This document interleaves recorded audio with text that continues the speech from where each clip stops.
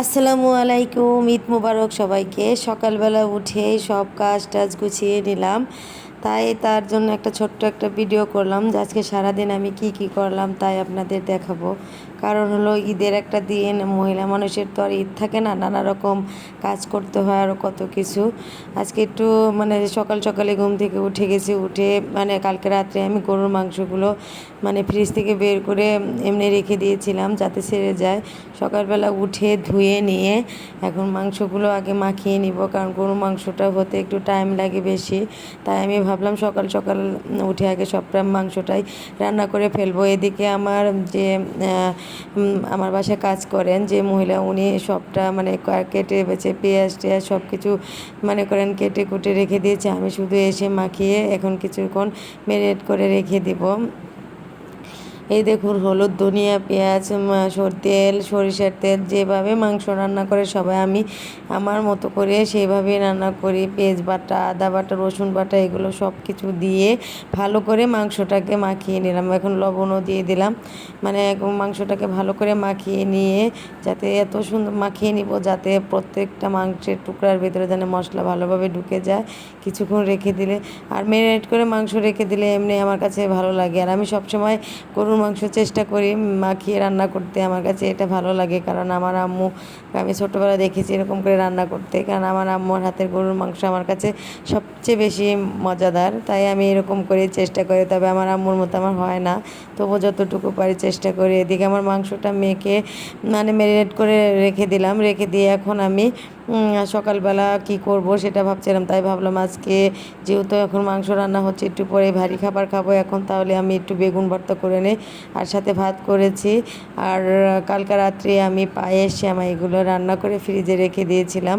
এখন আমি বেগুন ভর্তাটা করে নিব, কারণ হলো আমার যে বাসায় কাজ করেন উনি অনেক সকালে এসেছেন, এসে সবটা কাজ শুরু করেছেন। আর উনি বাসা থেকে হয়তো বা না খেয়ে এসেছেন, সেই জন্য আমি ভাবলাম আগে তাকে আমি খেতে দেবো। কারণ আমার হাজব্যান্ড নামাজ পড়তে চলে গেছে, ও আসলে আমি আর আমার হাজব্যান্ড একসাথে খাবো।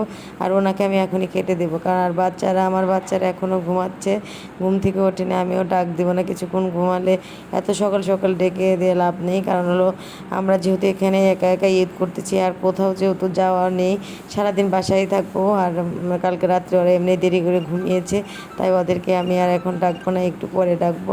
এই যে আমার ভর্তাটা হয়ে গেছে, এখন আমি ওনাকে পায়েস দিয়ে দেবো। ওনাকে জিজ্ঞেস করলাম কি খাবেন, উনি বললো যে আমাকে শুধু পায়েস দেন। আসলে উনি খুব কম খাবার খায়, খাবারের প্রতি অতটাই নেই, তাই আমি তাকে খাবার দিয়ে দিলাম। আর এখানে ভাত, প্লেট এগুলো সব কিছু দিয়ে দিলাম, আর তাকে ভাতও বেড়ে দিলাম। ওনাকে আমি ভাত বেড়ে দিচ্ছি, উনি বলে যে এতগুলো ভাত উনি খাবে না, ওনাকে আরও ভাত কমিয়ে দিতে বলতেছে।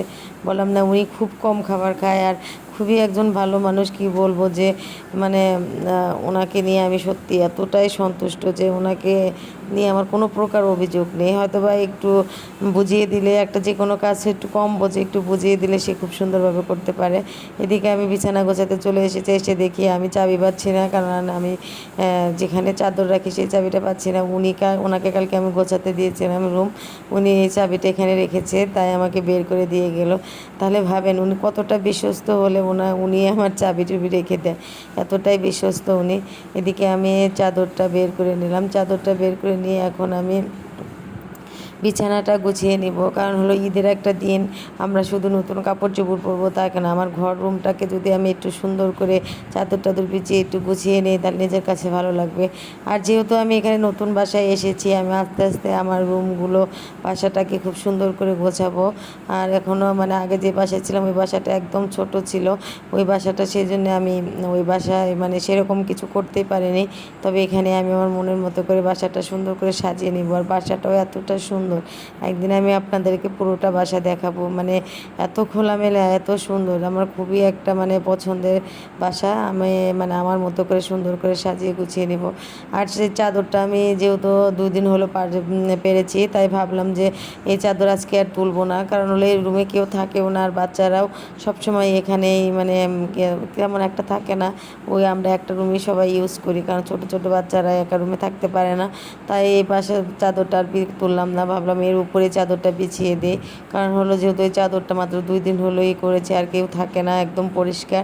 তাই আমি উপরে চাদরটা লাল রঙের একটা চাদর পেরে দিলাম এখানে, কারণ হলো এই চাদরটা আমার কাছে খুবই ভালো লাগে, লাল রঙের। আমার মানে চাদর একটু গাঢ় হলে আমার কাছে খুবই ভালো লাগে, আর বড় বড় ফুল হলে তো কথা নেই। তবে এই চাদরটা আমার খুব পছন্দের, তাই আমি চাদরটা এখানে করে পেরে দিলাম। এটাও নতুন চাদর, একদিন মাত্র ইউজ করা হয়েছিল মনে হয়, তারপরে আর বিছানোই হয়নি, কারণ আমার অনেক অনেক চাদর আছে। মোট কথা আমার খুব চাদরের শখে, মানে কী বলছে, দোকানে গেলে আমার যে চাদর পছন্দ হয় মানে যে সব কিনে নিয়ে যায়, মানে আমার ঘর গোছাতে খুবই ভালো লাগে। মোট কথা হলো এটাই। আমার এই বিছানাটা গোছানো শেষ, এখন আমি ওইদিকে মেয়ের টেবিলটা একটু গুছিয়ে নিলাম, কারণ ওদিকে এলোমেলো হয়েছিল। তারপর আবার একটু গুছিয়ে নিলাম, গুছিয়ে নিয়ে এখন আমি যতটুকু সম্ভব পারবো যে মানে অন্য আরও কাজ আছে সেগুলো করে ফেলবো, কারণ এদিকে যেহেতু আমার হাজব্যান্ড যদি চলে আসে, বাচ্চারা যদি চলে আসে, বাচ্চারা ঘুম থেকে উঠে গেলে ওদের খাওয়াতে হবে, আবার গোসল করিয়ে নতুন জামা কাপড় পরাতে হবে, একটু মেয়ে মানুষ একটু সাজুগুজু করিয়েও দিতে হবে। তাই এদিকে আমি আমার মেয়ে ইয়েকে বললাম যে পাতিলটা চুলায় দিয়ে দেন, কাজের বেটি মহিলাকে বললাম যে এতে চুলায় দিয়ে দেন। আসলে ওনাকে আমি রিয়াদের আম্মু বলে ডাকি, ওনার বাচ্চার নাম রিয়া, তাই আমি রিয়াদের আম্মুকে বললাম যে চুলায় বাতিলটা দিয়ে দেন, উনি দিয়ে দিল। এদিকে আমি এখন মাংসটা চুলায় দিয়ে দিব, কারণ হলো মাংসটাও একটু হয়ে থাক, তারপরে আমি চালটা ধুয়ে রেখে দিব, আর রোস্টটা পরে মানে মাংসটা হওয়ার পর কাজটা শেষ করে রোস্ট পাক করে নেব। আসলে ভিডিওর সম্পূর্ণ অতটা দেখানো সম্ভব হয় না, কারণ 2টা বাচ্চা আছে, তাদের সামলাতে মানে করতে করতে দেখা যায় যে অনেকটা সময় চলে যায়। তাই যতটুকু পারবো আপনাদের সাথে আমার ঈদের দিনটা শেয়ার করব। আর তার চেয়ে বড় কথা হলো যে মানে শহরে ঈদ করা মানে বাসা বাড়িতে ঈদ করার তেমন কোনো মজাই নেই। গ্রামে ঈদ করাতে যেরকম একটা মজা, যেমন গ্রামে এই বাড়ি থেকে ওই বাড়িতে যাওয়া যায়, কত আত্মীয় স্বজন আসে, এটা সেটা। আর আত্মীয় স্বজন না আসলে কি বাসার পরিপূর্ণতা পায়? তারপরও আমি আমার বিভিন্ন কলিগ, আমার বিভিন্ন সবাইকে আমি দাওয়াত করেছি, এখন জানি না কে কে আসবে।